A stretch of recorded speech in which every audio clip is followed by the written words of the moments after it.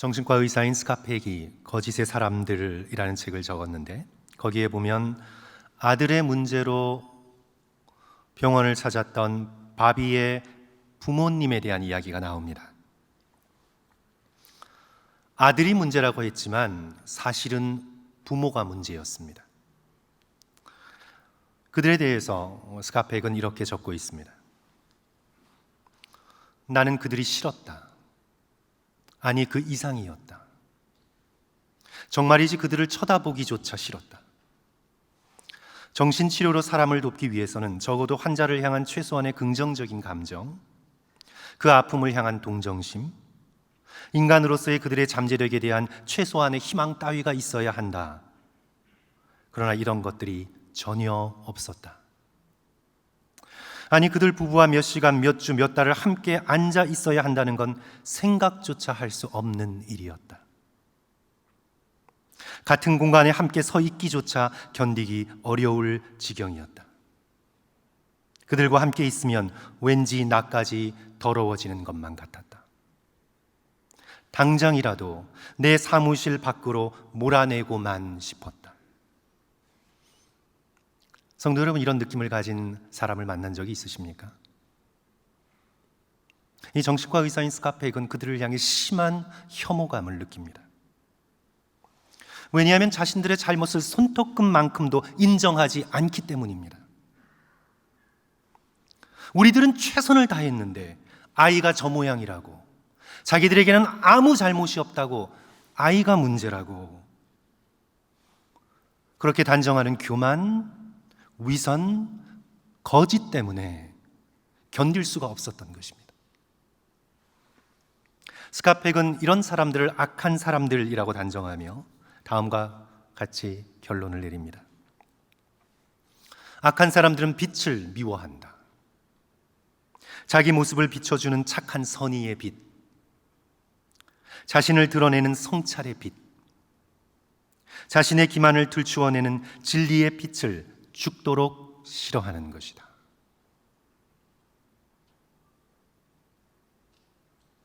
성경을 통해 예수 그리스도께서는 당신 자신을 빛이라고 선언하십니다. 오늘 우리가 함께 읽을 말씀, 요한복음 8장 12절. 예수께서 또 말씀하여 이르시되 나는 세상의 빛이니 나를 따르는 자는 어둠에 다니지 아니하고 생명의 빛을 얻으리라. 어마어마한 선언입니다. 이 세상에 어떤 한 인간이 자기 자신을 가리켜 나는 세상의 빛이라 선언할 수가 있습니까? 놀라운 선언입니다. 빛은 생명을 줍니다. 어둠에 있던 자들에게 빛으로 나와 생명을 얻으라고 예수 그리스도께서 초청하고 계시는 것입니다. 나는 세상의 빛이니 나를 따르는 자는 어둠에 다니지 아니하고 생명의 빛을 얻으리라. 함께 교독한 요한일서 본문에서도 이렇게 증언합니다. 1장 5절 중간에 하나님은 빛이시라. 그에게는 어둠이 조금도 없으시다는 것이라. 앞에 말씀드린 바비의 부모처럼 어둠 속에 있으면서도 나는 다 잘했다, 나는 아무 잘못이 없다, 바로 아이가 잘못이다, 바로 환경 탓이다, 자신의 어둠을 꼭꼭 숨기고 마치 자신이 빛의 사람인 것처럼 그렇게 행하면 요한일서의 말씀은 거짓말을 하는 것이고 진리를 행하지 아니하는 것입니다. 8절 말씀, 만일 우리가 죄 없다고 말하면 스스로 속이고 또 진리가 우리 속에 있지 아니할 것이요 반면에 자신의 죄를 인정하고 빛 대신 하나님께 겸손히 나아가면 9절, 만일 우리가 우리의 죄를 자백하면 그는 미쁘시고 의로우사 우리 죄를 사하시며 우리를 모든 불의에서 깨끗하게 하실 것이요.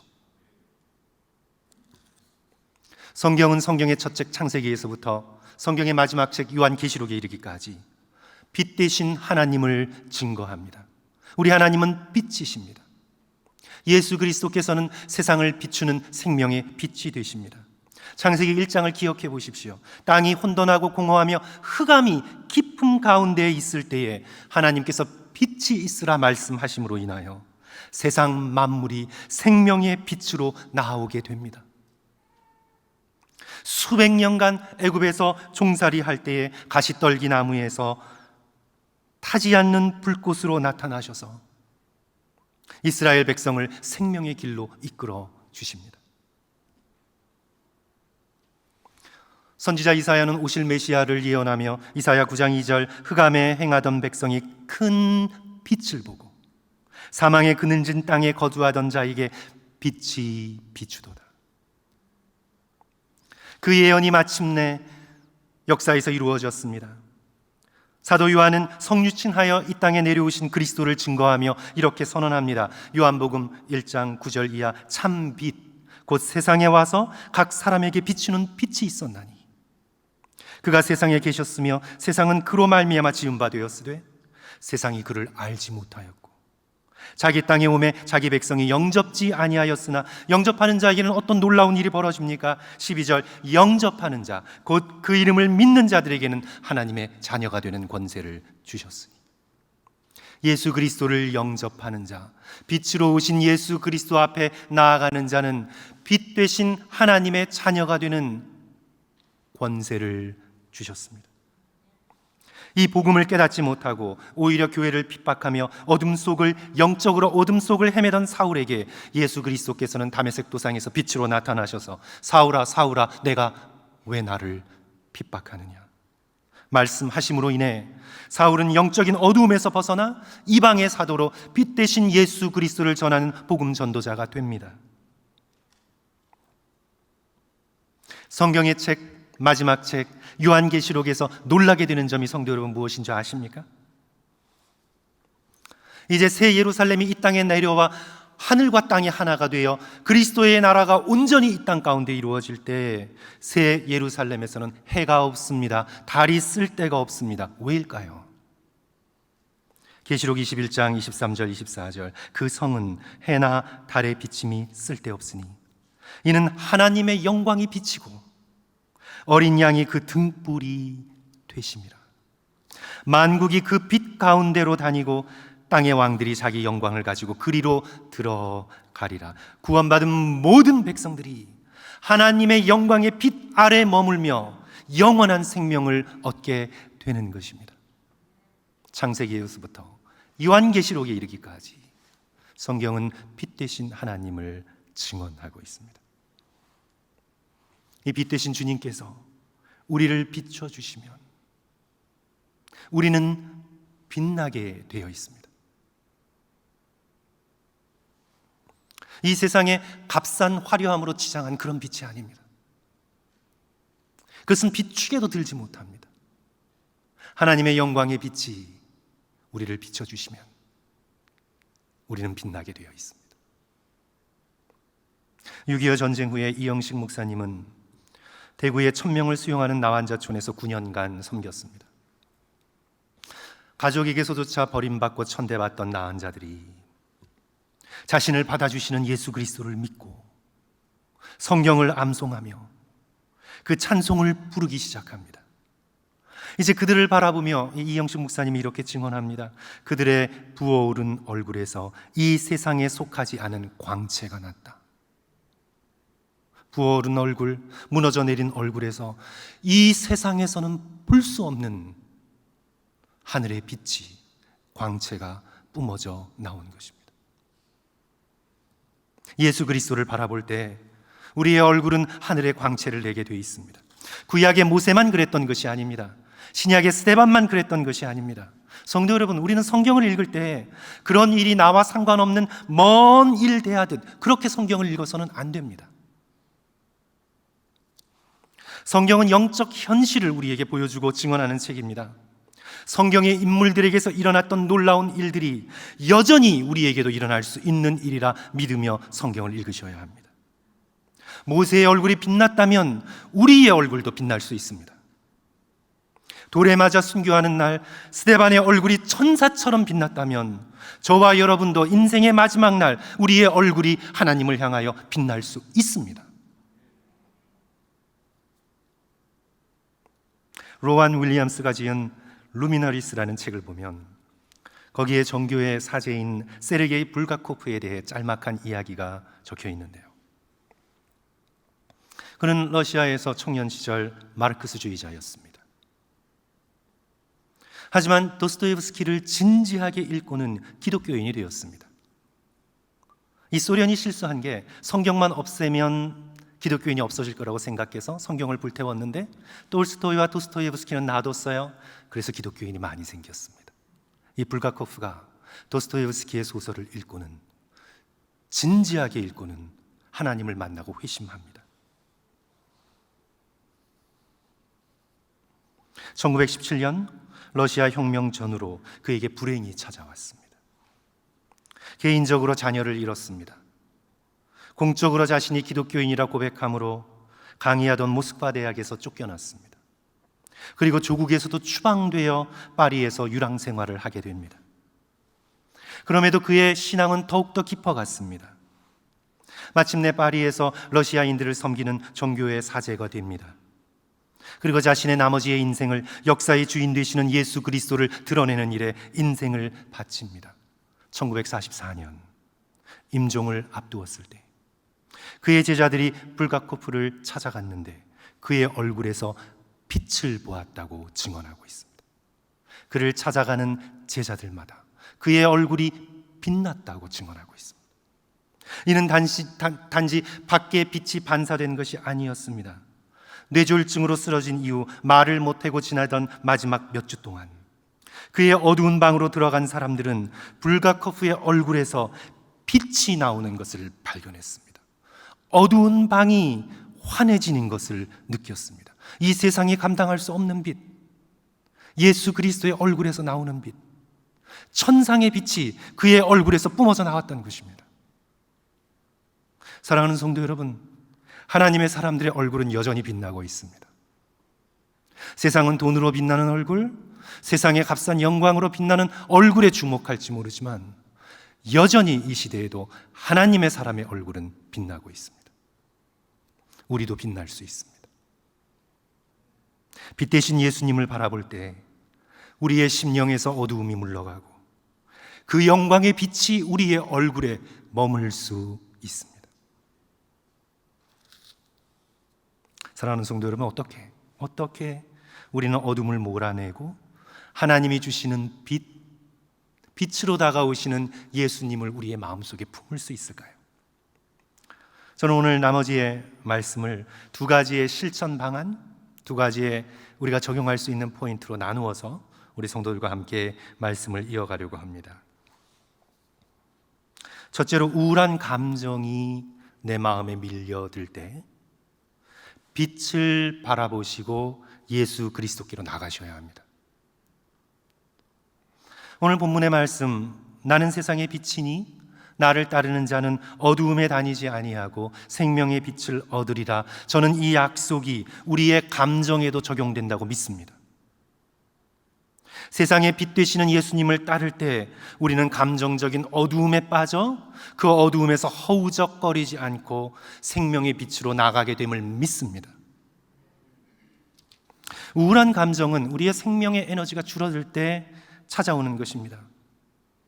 움직이기 싫고 일어나기 싫고 세상이 마치 그대로 멈춘 것 같고 생명의 에너지가 손과 발끝을 통해 다 빠져나가는 것 같을 때, 그때 우리는 우울한 감정 가운데 깊이 빠지게 됩니다. 믿음의 백성들도 우울한 감정과 싸웠습니다. 우울한 감정이 다가오는 것은 어찌할 수 없습니다. 다윗도 이 우울한 감정과 평생을 싸웠습니다. 그가 시편 지으면서 반복하여 외쳤던 탄식이 무엇입니까? 내 영혼아, 내가 어찌하여 낭망하는가? 주여, 내가 여름 가뭄에 마름같이 되어버렸습니다. 주여, 내 눈물이 시냇물같이 흐르나이다. 하나님의 말씀을 직접 받았던 선지자 엘리야도 죽기를 원할 정도로 우울한 감정에 시달렸습니다. 주여, 넉넉하오니 지금 내 생명을 거두어가 주시옵소서. 선지자 예레미야도 예레미야 애가서에서 탄식합니다. 나의 탄식이 많고 나의 마음이 병들었나이다. 하나님의 사람들에게도 이 어두운 감정이 찾아옵니다.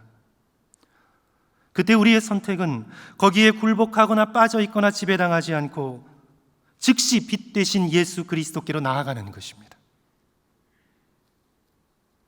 예수 그리스도의 생명의 빛이 우리의 어두운 감정, 우울한 감정을 새롭게 할 수 있음을 우리는 믿어야 합니다. 제 아내가 즐겨 사용하고 연습해서, 그리고 저도 해보니까 좋아서 우리 성도들께 소개해드립니다. 제 아내는 우울한 감정이 들 때 햇빛이 비치는 벽을 향해 의자를 놓고 일단 앉습니다. 그리고 저는 동물을 좋아하고 제 아내는 식물을 좋아하기 때문에 거기에 식물이 놓여 있으면 너무 좋아해요. 그러면 이제 당연히 식물의 그림자가 벽에 비치겠죠. 햇빛이 비치는 벽을 마주하고 앉아서 그 벽을 바라보며 기도합니다.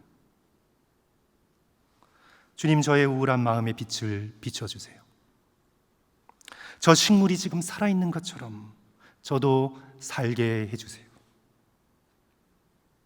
생명의 빛을 마음에 비춰주셔서 마음속에 있는 어두움이 물러가고 다시 밝고 환한 마음으로 이 자리에서 일어설 수 있도록 주여 도와주세요. 그렇게 벽을 바라보고 식물의 그림자를 보며 때로 눈을 감고 빛 가운데 머물면 주여 내 마음이 따뜻해질 때까지, 내 마음이 주의 빛으로 채워질 때까지 이 자리에서 일어나지 않겠습니다. 그렇게 빛 대신 주님 앞에 자신의 어두운 감정, 우울한 감정을 내어드리며 주를 바라보면 정말 마음에 새로운 힘이 솟아오르는 것을 경험하게 됩니다. 제가 해보니까 좋아요, 성도 여러분. 사랑하는 성도 여러분들도 우울하고 어두운 감정이 들 때 벽은 다 있으시잖아요. 그죠? 벽은 다 있으시잖아요. 햇빛이 비치는 벽 바라보시고 빛 되신 예수 그리스도께서 주시는 생명의 놀라운 빛을 느끼시는 저와 성도들 되시기를 주님의 이름으로 간절히 축원합니다. 어떤 상황에 있건 우울하고 어두운 감정에 지배당하지 않도록 빛 대신 주님의 도우심을 간구하십시오. 특히 몸이 힘들 때, 성도 여러분, 몸이 힘든 건 몸만 챙기라는 사인은 아니에요. 우리 현대인들은 몸을 굉장히 잘 챙기잖아요. 반면에 영혼은 챙기지 않습니다. 영혼은 뭐 그냥 저절로 챙겨지는 것처럼 생각해요. 그런데 우리가 몸이 병들 때 하나님의 말씀은 영혼을 챙겨야 한다고 우리에게 권면하고 계시는 것입니다. 그래서 특별히 몸이 힘들 때 우리의 영혼이 우울한 감정과 어두운 감정 속에 빠져들지 않도록 주여 생명의 빛을 내 심령에 비춰 주시옵소서. 빛을 바라보고 기도하시고 믿음의 선한 싸움을 싸워나가셔야 합니다. 한국 최초의 선교사 이기풍 목사님의 전기를 보면 이제 제주도로 파송받아서 최초의 선교사가 되셨는데, 이제 윤함의 사모님의 이야기가 나옵니다. 이 사모님이 처녀 때 16, 17살 그때쯤인 것 같아요. 초학병이라는 일종의 말라리아 열병에 걸리게 돼요. 백약이 소용없습니다. 음식을 먹지도 못합니다. 결국 뼈만 가죽에 간신히 붙어있는 산송장처럼 화장실도 가지 못하고 누워있게 됩니다. 완고한 유교 집안이라 기독교를 받아들일 가능성이 거의 없었는데 어떻게 해요? 이제 마지막이니. 당시 언더우드 선교사님의 조사인 김채봉 전도인이 황해도 안악골에서 전도를 하고 있었는데 그 소식을 듣고는 열병에 걸린 이 윤하매가 누워있는 방에 들어가 예수님을 전하고 기도해주고 기도를 가르쳐 줍니다. 그 후로 이 윤하매는 누워있으면서 새벽이고 밤이고 예수 그리스도의 이름만 붙들고 그를 찾습니다. 그런 지 2달. 이제 죽어가나 보다 생각했던 때에 기도하는 중에 기이한 환상을 보게 됩니다. 갑자기 온 방이 환해지더니 머리 쪽에 있는 문으로 하얀 옷을 입은 분이 손에 등불을 들고 들어와 머리끝부터 발끝까지 비춰주시다가 말없이 아래쪽 문으로 사라지는 환상을 보게 됩니다. 이제 이 사모님은 나중에 이분이 바로 예수 그리스도, 빛으로 자신을 비춰주신 그리스도임을 확신하게 되죠. 이 환상으로 열병이 사라지고 다시 힘을 얻어 그 자리에서 일어나 온전케 됩니다. 그 후로 마치 마음이 불덩어리를 품은 것처럼 마음이 항상 뜨거워져 믿는 자가 되고 자신의 인생을 순교자 이기풍 목사님과 함께 하나님께 드리게 됩니다. 사랑하는 성도 여러분, 마음이 우울하고 몸이 힘들 때 무엇보다 빛 대신 주님 앞으로 나오시기를 주님의 이름으로 간절히 축원합니다.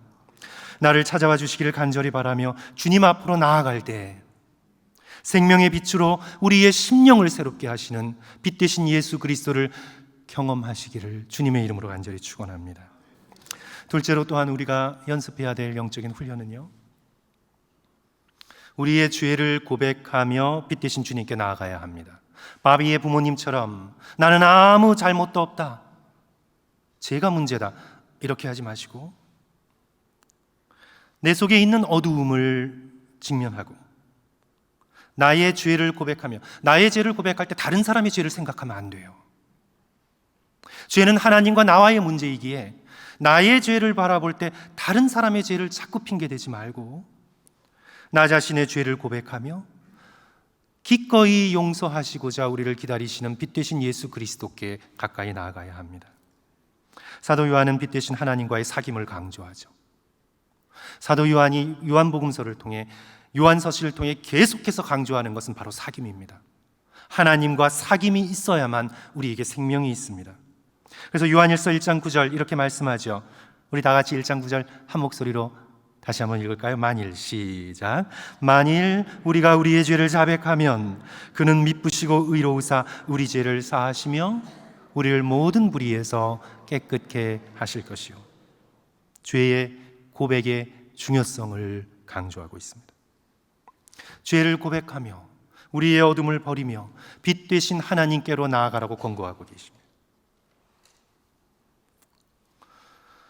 오늘 우리가 함께 읽은 요한복음 8장 12절의 본문, 예수께서 또 말씀하여 이르시되 나는 세상의 빛이니 나를 따르는 자는 어둠에 다니지 아니하고 생명의 빛을 얻으리라 하신 이 말씀, 이 선언, 이 말씀 바로 앞에 찾아서 성도 여러분들께서 보시면 어떤 사건이 기록되어 있냐 하면 가늠하다 잡혀온 여인의 이야기가 기록되어 있습니다. 바리새인들이 음행에다 잡혀온 여인을 끌고 와 예수님께 묻습니다. 모세 율법에 따르면 이런 자는 돌로 쳐 죽여야 하는데 어떻게 하면 되겠습니까? 예수님께서 그들의 고발 소리를 듣고는 몸을 굽혀 손가락에 땅에 뭔가를 한참 쓰신 후에 놀라운 말씀을 하시죠. 예수 그리스도의 말씀은 너무나 놀랍습니다, 성도 여러분.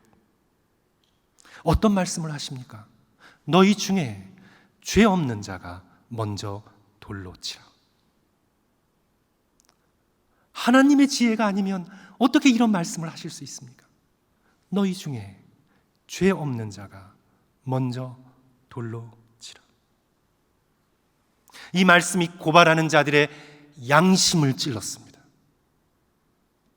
요한복음 8장 9절, 그들이 이 말씀을 듣고 양심의 가책을 느껴 어른으로부터 시작하여 젊은이까지 하나씩 하나씩 나가고 오직 예수와 그 가운데 섰는 여자만 남았더라.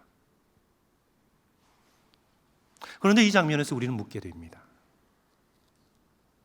저들의 죄가 드러났습니다. 그들이 꾹꾹 숨겨왔던 자신의 어둠, 저 여인만 죄인이고 세리만 죄인이고 창녀만 죄인이라고 손가락질했던 자기 자신의 어둠, 자신이 죄 가운데 있음에도 불구하고 돌을 들어 다른 사람을 치려 했던 위선의 죄의 무게까지 저들의 죄가 드러났습니다.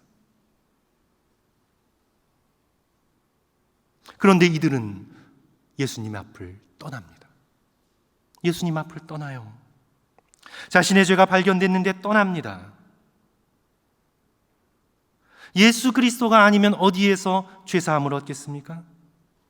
빛 대신 예수 그리스도께 나와 이 여인과 함께 엎드려 이 죄 문제를 어떻게 해야 할지, 내가 죄인인데 어떻게 하여 죄사함을 받을 수 있을지 예수께 나와 머물러야 하지 않겠습니까? 빛 되신 예수 그리스도 앞에 머물러야 하는데 이들은 떠나버립니다. 그리하여 스스로 의롭다 하는 이들이 정죄되고, 빛 대신 예수 그리스도 앞에 자신의 죄를 가지고 머물러 있던 가늠한 여인은 용서를 받습니다. 어둠 속에서도 떠나지 않고 예수님 앞에 머물러 있었던 이 여인은 예수 그리스도의 입에서부터 나오는 죄 용서의 선언을 듣습니다. 나도 너를 정죄하지 아니하노니 가서 다시는 죄를 범하지 말라.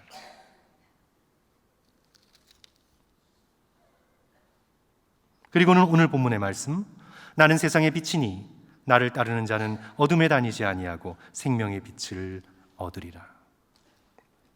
사랑하는 성도 여러분, 생명의 빛 되신 예수 그리스도께 매일매일 나오셔서 오늘 하루 나의 마음과 생각과 말과 행동으로 지었던 죄를 주님 앞에 고백하며 빛 되신 예수께 자신의 어둠을 드리시기를 주님의 이름으로 간절히 축원합니다.